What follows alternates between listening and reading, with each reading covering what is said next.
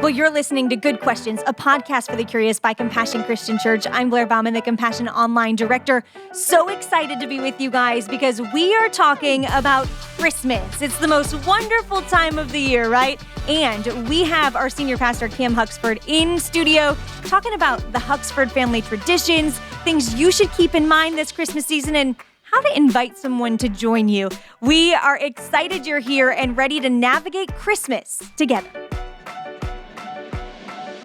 Well, Pastor Cam, I am so excited to have you here, and I can't wait to dive in because I do think, man, it is such a fun chance to get to know some inside Cam Huxford information. Oh, my word. You know, we really should have invited Sarah to this. We should have done. Could have gotten some real dirt. Not kidding. Right? But, you know, she's working with the journey right now, so she's running like a wild woman. She's a little bit busy. You have to settle for me, Blair. We'll take it. But we had some fun. But we also want to talk about some practical things this holiday season because we know it is hectic. It can be a challenge. It can also be a great joy. Sure. So thank you for being here to talk about all of it with us. Yeah. Let's start really generic. What is your favorite thing this time of year? Oh, man. Well, you know, I love the Christmas story. And I have preached 38 times on the Christmas story at this church. Yes. And so our people have heard this story over and over again. But, you know, the Christmas story is a redemption story. It's a rescue story. It's a courage story. You know, it is a putting others before yourself story. And I love that. And, of course, the Christmas holiday gives us an opportunity to do all of that. Mm-hmm. You know, really, I mean, when you think about bringing the love of God to the world, which is what Jesus did. Nobody knew what God was like, really, until Jesus showed up. Mm-hmm. Well, man, the Christmas holiday gives us such a great opportunity to do that in stores and gas stations and just visiting with folks in restaurants. And you know, if you're willing to just do what Jesus did, be a little transcendent, you know, just move toward things. Yeah. There are always these great opportunities, and man, it's just, I love this time of year. It's so funny you say that because I do think this time of year, people are nicer. They're in better moods. They're more encouraged. They're happy to do something for someone else. Yeah. What is it about right now that we do that? Why can't we do that all year round? You know, I'm telling you, I think it's the reminder. It's the reminder of the love of God and the love of Jesus. And, you know, it is in the psychology of our culture because there have been so many believers that have had such great influence here. And, you know, the old commentators used to write about common grace. You know, I think John Calvin wrote about the fact that when you have a nation that is oriented around Christian principles, which doesn't mean that we have a Christian nation necessarily. It doesn't mean that our nation, you know, is, you know, intrinsically Christian, but there are a lot of Christians here who have had profound influence. I mean, the book of Deuteronomy was quoted by more than any other book by the founders of the writers of the Constitution. I'm just telling you, man, our country has been affected by the Judeo-Christian ethic. And then that common grace idea is that when you live in a culture where there are a lot of Christians who are living in a Christian way, you get blessed whether you're a Christian or not. Mm-hmm. And it's true.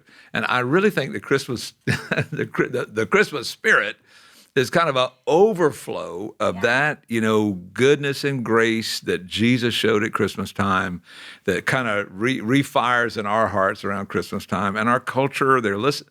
I mean, you go to the mall today. You remember malls when people used to go to malls? I do remember those, yeah. If you go to the mall today, you will hear Christian music playing in that mall. They're Christmas carols. Yeah. And, you know, and they're amazing lyrics that are being played simply because they're traditional Christmas music. And, of course, there are people who like to get rid of all of that. And when they do, one day, this season will be just like every other day of the year. But I think there is kind of a common grace that people experience during Christmas time. And, you know, the gift giving and the family gatherings make it a warmer, you know, more intentional, relationally, thicker time of year. And I think that's good for everybody. I love that idea of common grace. That's a beautiful thing. Yeah. If we could just spread some more common grace around. Well, you know what? Jesus said we're like a city set on a hill. You can't hide it. You know, we're the light. And so that's what common grace is us taking what's inside and letting it be experienced on the outside. Yeah. And so I think you're right, man. We should raise our game a little bit. And maybe we do at Christmas time, and that's why it feels so good. We do raise our game at Christmas time. We unite around something too. But one thing I always think is fun to know, what are some fun Huxford traditions? The things that you guys do year after year that are just plain old fun. Oh, man. We blow stuff up at Huxford now. That's for real? We blow stuff up. I come from kind of a hunting, background. I grew up on the farm, so we're all hunting all the time. And so we hunt every Thanksgiving, every Christmas. We just, when the boys are here, we do that stuff. And of course, they've got these exploding targets now. For real? That's a real thing. You weren't kidding. Oh, I wish I could say more about it, but I don't want, ATF showing up here at our church. But I'm just saying, man, that is a lot of fun. And so, this Thanksgiving, we didn't do any gun shooting at all. And my brother was like, can you believe it? We didn't hear one gun go off the whole time. I was like, man, so you're that's saying never Christmas has it coming. Christmas is coming, though. Because, at Thanksgiving, all of my kids were with the in-laws. And, so my brother brought his kids up to our place, and we went hunting. We had a great time. But it was fun. I mean, we do a lot of hanging out. We overeat, but intentionally and aggressively. But it's good food. It's really good. And good for you. Yeah. Yeah. Right. It's soul food. It's not the body food. Well, yeah, absolutely. And of course, the turkey is amazing, especially when it's fried. There you go. Is there you go. Every Thanksgiving. So, yeah, it's good. Okay, so blowing things up is one of the fun ones. What about some of the really sentimental ones? Anything you guys do every year that just feels like, oh, this is when I know it's Christmas? Listen, there's a lot of stuff we do every year. We have a lot of meaningful traditions, right? And so, and I'll just tell you what some of them are. And, most of them are work around the church here. Yeah. Because I work at the church and Sarah works at the church and our boys are all in ministry. Yeah. And so, even when they were growing, Sarah started the journey, years ago on Tibet Avenue when all the different stations were in Sunday school classrooms and we were filling the hallway with wood chips. And and thousands of people came to this thing. Yeah. But our boys were involved in working with us from the very beginning. Mm-hmm. And so our whole family has been involved in the Journey to Bethlehem, which is this big interactive Christmas presentation that we do. It is fun. Our boys have been everything. They've been the little shepherd boys who got kicked out of the city by the Romans. They've been the Romans. They've been everything, you know. And so, this is, I think, one of the things that has been neat for our sons about our engagement at church is we just did everything together. Mm-hmm. And so when we went to church camp in the summer, we all went to church camp together. Even when they were little, we'd bring a middle school girl to be the nanny for them while we were at camp. And they just felt such a great sense that we're just doing this stuff together. So the journey is a great family thing that we always did together. We have a Christmas offering here at Compassion every Christmas. We put a manger up on the stage, and we just talk about the fact this is Jesus' birthday, and we should bring a birthday gift. And so every year we do, and we use that to bless our missionaries around the world and to do good things here in our local area. And so our boys would always take the check up. A check is a piece of paper, Blair. Right. I didn't know what that is. You can draft money from your bank with that. But anyway, it's just kind of a cool thing that, when they were little, we would just go with the family and they would drop that check in because we wanted them to know that our family is generous and our family is thankful. Mm-hmm. And there are only a couple ways to say thank you. And one of them was with money. Mm-hmm. And so we did that every year, and that was just a special thing for us. Christmas Eve services, because we're in the ministry, they're at the Christmas, and they're at the Christmas Eve services. And sometimes it'll be 3 or 4 in one day. Sometimes it would be a couple a night for 3 or 4 nights, just depending on where Christmas Eve falls in the week, And so, a lot of times in ministry, it's like, oh, we have to be at church every Christmas Eve. And we always try to do hey, we get to be at church every Christmas Eve. And this is going to be awesome. Yeah. And then we find fun stuff to do, have vacuum cleaner races and stuff like that after everybody. Stuff That's how you know he's a dad of boys. Nobody else gets to do. That's right. And, Sarah makes her special Norwegian seafood chowder, every Christmas Eve and New Year's. Listen. That's unique. That's the great thing about marrying a Norwegian. I'm telling you, they have some cool traditions, man. That is interesting. And so we bring it up to the church sometime, when we're going to be here for a long time and have our family. My mother would always come down for Christmas. Sometimes my brother and his people would be here for Christmas. And we didn't leave them at home. We just brought them with us. And so we would give them all jobs and do stuff. And, Sarah is just that awesome, tradition maker that wants to make sure everything is fun and cool all the time. And she made it fun and cool all the time. We did a gift of love. I heard about this, and I loved this concept. It's Tell awesome. us more. Another Norwegian tradition. And the Norwegians did a Christmas Eve gift, and then they put their shoes out on New Year's Eve because Santa Claus is going back to the North Pole and he leaves candy in there. So if you're at our house and you leave your shoes out, you'll get some candy. So it'll be a good thing, right? I don't know that I want to eat out of some people's shoes. Well, that's the decision you have to make. Some of the common grace you have but to then make. there's Christmas. You could have new shoes. You just never know. Okay. But this gift of love idea, she brought that to our family, man. On Christmas Eve, we give a gift of love. And it's one gift. And so the great thing about Christmas Eve services, or as soon as they're over, we get to go home and do the gift of love, And so it is a special thing.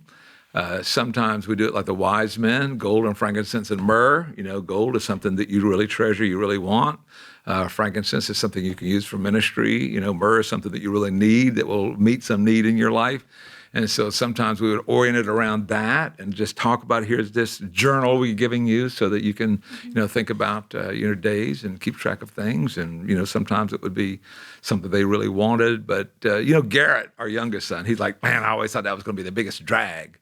And normally those are the most significant gifts we got and the gifts that we remember the most. And so it's just an opportunity to think about something that they really want and need and that would be a good thing to do. And give that gift on Christmas Eve, and then off to bed we go. I love the gift of love. It's such a smart idea and so intentional, right? Because how much can our gift buying be just the materialistic, I need to get you something, so here it is. But a gift of love just feels like you see me. Yeah, it really is. And of course, you have to think about it, because it's a special thing. And it's right before all the gifts on Christmas morning, if they're going to be all the gifts, and there always were. And so, there is it's just a special opportunity to bring a little bit more of a spiritual piece to that. And I'll tell you something else Sarah did that I thought was just genius. Every year when the boys were little, she would make them pick out a toy to give away. And so they've got all these toys, and we're blessed, and and there are kids that don't have what we have, and families aren't blessed like we are.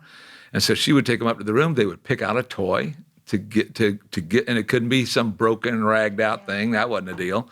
It's something that you like and that is awesome, that some other kid would like. And so she would have them pick it out and clean it up, and then we'd go to the lighthouse and give those gifts to some. We have a big toy giveaway over there yesterday, which was fabulous. And so it was an opportunity to bring those gifts to, some ministry like ours that's helping people who are struggling with scarcity. And so the boys feel like they got skin in the game. This is not just what other people do. This is something I'm doing and I'm thinking about. And by God's grace, I married a genius. And so she would initiate that. But anybody could do that. I mean, if you just go, oh, that's a great idea. Well, you could do that tomorrow, right? And so I think that was one of the coolest things. I love those. What fun and practical ways to incorporate them. One of the things I think is interesting, I've only been married for 5 years. Right. My husband and I, our Christmas is kind of like whatever we can fit in, right? Yeah. Like wherever everybody else's kids, we'll just slide in there somewhere. Yeah. For people who are maybe single or don't have kids, are traditions important? Is this something they should think about? Like, what do I do? How do I celebrate Christmas? How do I behold this season? Oh, yeah. Yeah, I think that's really important. One of the things that we do in our family, because we, our three boys, we have 12 grandkids. Right? It's a lot. And so grandparents count every day you're with them. They count everything, so this is important. And so we have this rotation where if they're with us Christmas this year, they'll be with the other parents on Thanksgiving. And if they're with us Thanksgiving, then they'll be with the other parents on Christmas. And so, that way we've tried to get the whole family on that schedule so that, everybody gets some time with the kids, because Thanksgiving is important and Christmas is important. Man, I just think even if you're married and don't have kids, you can still do that. You can still, come up with a way to make sure that people get seen that you need to see. But I think the value of tradition, there are meaningful traditions and there are meaningless traditions, right? And meaningless traditions are valueless, to be honest with you. They don't do a lot of good. But meaningful traditions are amazing, like communion. Is a meaningful tradition. Yeah. We take the Lord's Supper every week. And I've had people say, well, Cam, that's so often. I mean, man, good night. Doesn't it lose its specialness? I was like, I kiss my wife every day. Every day. And it never loses that specialness. I love her, and sometimes it's a great kiss, and sometimes it's just a peck and go. But you know what? Well, I do it every day. Yeah. And communion is in that, I think it's one of those meaningful traditions is that I'm saying thank you for dying for me to Jesus every week. And there's something really powerful about that. I think for single people, man, spiritual traditions, especially around the holidays, sometimes, single folks tend to think, it's a family thing. I don't want to go to that. Mm-hmm. I just think that's a mistake. I think it's a mistake. I think you cut yourself out of a huge blessing when you let, a discomfort keep you away from something that's super meaningful. What meaningful traditions do is they burn a value into your mind. That's good. And it creates a sense of value in your life. Yeah. And it reminds you in a repetitive way. Mm-hmm. And, we're like, I'm doing it again, boring. No, I don't know. Repetition is the key to all learning. Mm-hmm. And so if it's meaningful and you do it with significance, I think it's important. Mm-hmm. We've had so many single people at our church, oh my goodness, who've just thrown their heart in the ring with us. Mm-hmm. Many of them are military, so they've been transferred here by the military, so they don't have any choice of being here. But they can get involved in our Christmas programs. They can get involved in our holiday things. They meet people. So many single people are serving at church every week. And so when the holidays come up, there's somebody they serve with that says, hey, come and have Thanksgiving with us.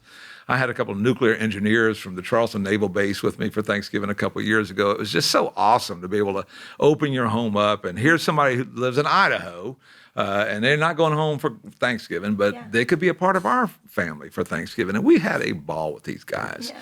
But if they hadn't been in position to be blessed, they wouldn't have been blessed. That's good. And this is the other thing about that, if you read through the New Testament and just track every time it says, and it was his custom about Jesus. Mm-hmm. It was his habit. Yeah. It was his custom. One of them was worship. Mm-hmm. Every week he worshiped. It was not just a tradition. I mean, it was a tradition for him. It was a meaningful tradition. Mm-hmm. He worshiped every week. Mm-hmm. And if you were to look at the things that Jesus did traditionally, he broke bread with his friends a lot. I mean, you read through the New Testament and think of how many significant things happen over the dinner table. Mm-hmm. And I'm just saying, these are things that we can do, having these meals. Our evangelism pastors here at Compassion from time to time have encouraged us, like on Halloween, to pull the grill out in the driveway and cook hot dogs and give them away and just make your house the big party place that everybody wants to go to. Yeah. And, food breaks down a lot of barriers. And so I think there is great value in having these repetitive, meaningful traditions in your life that are especially coordinated around worship and family and fellowship and community and service. Mm-hmm. And if you will integrate those things, single people, married with no kids, married with a ton of kids, I think one of the greatest compliments I was paid by my son when he was working for a church out in Seattle, and they interviewed him, and they titled the interview "The Boring Testimony of Cam Huxford." No. And the pastor was like, "Your testimony is what every parent is praying their kid will have, because you got saved young, you were really involved as a believer in high school, you led a Christian band in high school, you led your friends to Christ in high school, you went to college and did ministry, and now you're a pastor." And that's what every parent dreams, that their child will find Christ and get on track and make positive use of their life. And he said, "Why do you think that is?" And he said, "Well, I grew up in a family where my parents were legit. They're the same people at church as they were at home. Yeah. They never left us or sent us to church. They took us with them. We served with them. We taught with them. We sang with them. We were involved with them. And I just think because of the tradition that Sarah and I grew up with, and that calling a ministry, and the tradition, the pattern of involvement at ministry, our kids caught that. And you know what? If you're a single military guy and you worship every week, the guys in your barracks will see that, and they'll catch that. Yep. And you know what? Doors will open, and you'll be able to bring them with you, and people will get saved, and you'll see fruit in your life, and there'll be joy that will come from that, which is really, really important. And if you don't have those significant, consistent commitments, you won't see that. And it'll be a blank spot where there could be something really awesome. But you have to make that commitment. You have to open yourself up to that. Yeah. You have to position yourself to be blessed. Yep. That's And good. one of the ways you do that is by habitually doing things that honor the Lord and that build your family and build your own soul. And I think it's a lot of value to that. So good.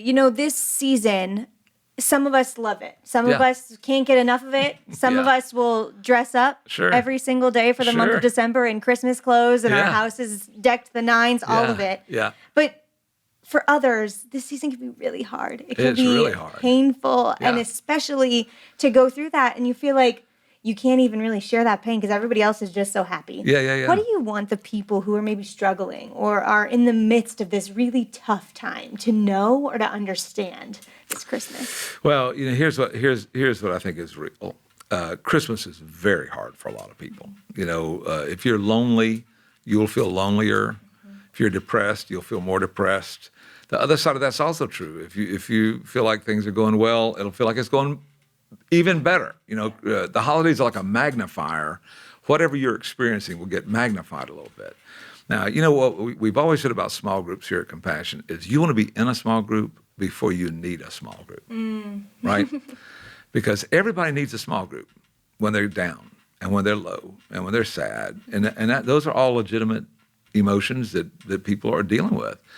What the holidays do is create an environment where you will either isolate or you will connect. And I just want to encourage people to connect. There are many, many opportunities to connect here at church. I had a guy tell me one time, we're doing a New Year's Eve service. I was like, we hadn't really planned one. He said, why is that important to you? He's like, I need a good place to be on New Year's Eve because I know where all the bad places are, and I really would like to have a good place to connect. And so, if you can find a place to connect in healthy ways with healthy people, what you'll find is under all that Christmas cheer, everybody's dealing with something. Yeah. Everybody's got some hard thing. I mean, that's what I'm talking about this week in the message, right? Sometimes life is amazingly good and amazingly hard at the same time. Yeah, they can coexist. Yeah. Sure. And so, I think sometimes it's an illusion to think, okay, everybody here is happy except for me. Well, you know what? If we can sit down and have a cup of coffee and talk, that's different than the image you'll see when you walk through the lobby. Yeah. Right? And to take the time to have the friend or to reach out or to just say, would you pray with me? This to me is the greatest way to open a door to ministry and to be able to share, what's going on in your life. And it takes some initiative, but if you are having a hard time, and it looks like everybody's all cheered up except for you, and you go to somebody that you trust, a pastor on our staff or somebody from church or whatever, and you just say, would you pray with me? And they're going to say, why? And then you get to say, I've got this that's good. really That's dysfunctional really good. family, and we're going to all be getting together, and I've been hurt, and I don't want to blow this up again. Would you pray with me? And man, I'm telling you, they'll probably pray with you right then. And this is, and on the other side of that, I made a commitment years ago that when somebody says, would you pray with me? I'm going to say yes, right now. I'm going to care if we're in the grocery store or the hospital or, where it might be. We're going to pray right now. Yeah. And we have that opportunity to help people and encourage people who are going through a difficult time, who feel like nobody cares about me. Yeah. And then here's this lady from the church who's praying with me. Yeah. And I mean, it's life-changing. It can be a life-changing thing. So what I would just say is the holidays are hard. I just went to my daughter-in-law's grandmother's funeral. And so they're going to have their first Christmas without her ever. And that's going to be hard. Yeah. It's going to be a change. It's going to be a grief. Yeah. My dad died on December 22nd. And so Christmas for us was not a celebration for a long time. I mean, it was awesome. Yeah. But there's always that pall of, wow, this is the anniversary of Dad's death, and he was 43, and I was 11, and so he was really young, and it was so heartbreaking, and how could God let this happen? And we have to work through all that, right. When those anniversaries come up. And if you're going through a separation of death, I mean, it's the first everything. Yeah. The first Thanksgiving, the first Christmas, the first Valentine's Day, the first Easter. Yeah. It's the first everything. And, Sheldon Vanauken he was a guy who was mentored by C.S. Lewis. He wrote a great book called A Severe Mercy. But he talked in that book about how the first year after his wife died, it was like he would experience this wave of grief the first time he went through the photo albums, the first time he went to, midnight mass, for Christmas Eve or whatever, the first time he went through everything. And then it wasn't that way the next time. And of course, part of the problem is that when you go through that first grief, you think, oh, Lord, I can't go back to church because somebody's going to ask me. And it may just be the first time somebody asks you. And then after that, you're emotionally processed. You've emotionally processed that. But if you quit because of the pain of the first time, you don't realize that, oh, okay, by God's grace, that was healing for me. Yeah. It was healing for me to have to talk about it. And I feel like I am healed now, which is good. But that again is the power of the body, especially when we feel like we have a need or we're sad or things are not working for me or my prayer hadn't been answered yet or, I'm lonely or, whatever it might be, which is all legitimate. Yeah. It's all super legitimate. Man, I'm just telling you. And wow, what a value for the church to be those loving arms to say, hey, here you go. We're here for you. I just think there's a tremendous power there. I think that advice on the praying is so big because, man, I can't tell you, even close friends of mine will have said to me before, how come you never tell me how I can pray for you? And the message I hear from that is instead, she's got it all figured out and she doesn't need my prayers. Right. And that's a lie. That's false. And it's probably my pride. Well, and I don't know. It's such a good thing to also recognize like we have a responsibility to be vulnerable back and to also to share those burdens or the heaviness of some of the things that we're walking through so people know they aren't alone and they are invited into this with us. In our world, it's all win, right? Cover it up, shine it up, polish it up. Don't let anybody see the cracks. Win. My buddy Alan Ahlgrim has written this great book called Soul Strength. And one of the things he says is when we share our wins, it makes us competitors. When we share our pain, it makes us brothers and sisters. And there's an intentionality about that. That's a great reminder to me because I very seldom ask people to pray for me while I'm praying for them. But I'm responding to a request they've made. Right.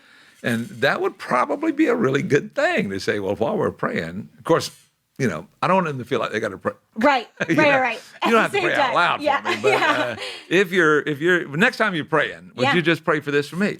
And I think that vulnerability and that openness, man, that's something huge. And it does say, you know what, we're fellow strugglers, and we are fellow strugglers. We're in it together. And when we pray for each other, good things happen. Amen. Hey, we talked about the idea that some people can be really lonely this season. Oh, yeah. And we've done some things to help people not feel lonely this season. We have some ways that you can engage with us as the church, right? Word. Yes. So we just kicked off Journey. Yep. Full force right now. We've got that happening. You can come. You can invite all of your friends. Yes, We've got 12 Days of Compassion kicking off on Instagram. So if you don't want to go somewhere, if you're an introvert, you can join us on social media. We'll find ways to connect with you that way. Yeah. We also have this awesome Christmas Eve service we're getting ready to kick off too this season. We do. What is the best way that you found to just boldly ask people to join you this holiday season in all of these good things that can edify and be gratifying this season? How do we do that well? Man, I think,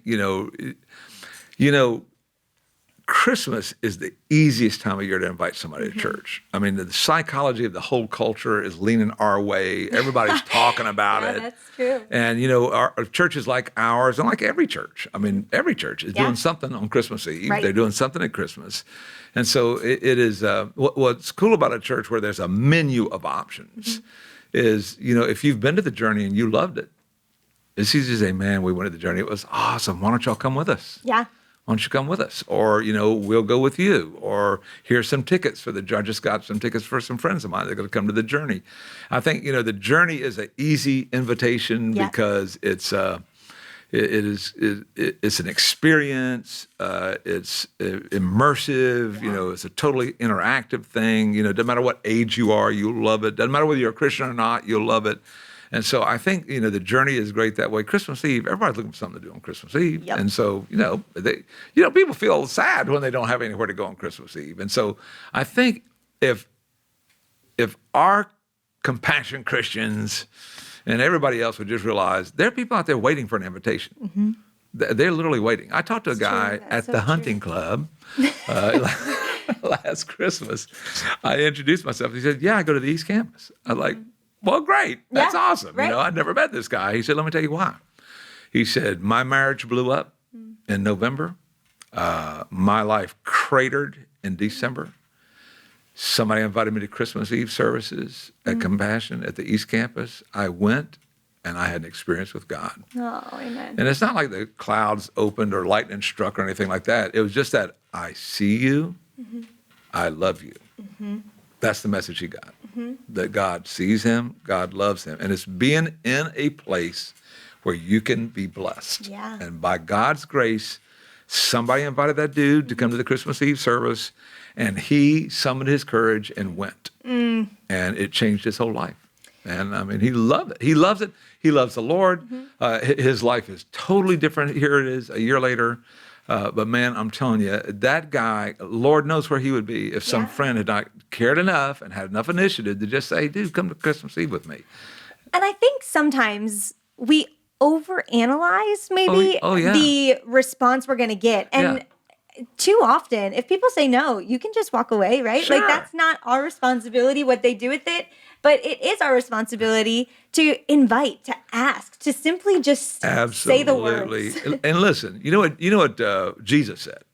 He said, when they reject you, they're not rejecting you, they're rejecting me. And I'm like, yeah, well, I'm the one that's there. I'm the one who's feeling it. They told me, and it felt like they were rejecting me and you, Lord. Yeah.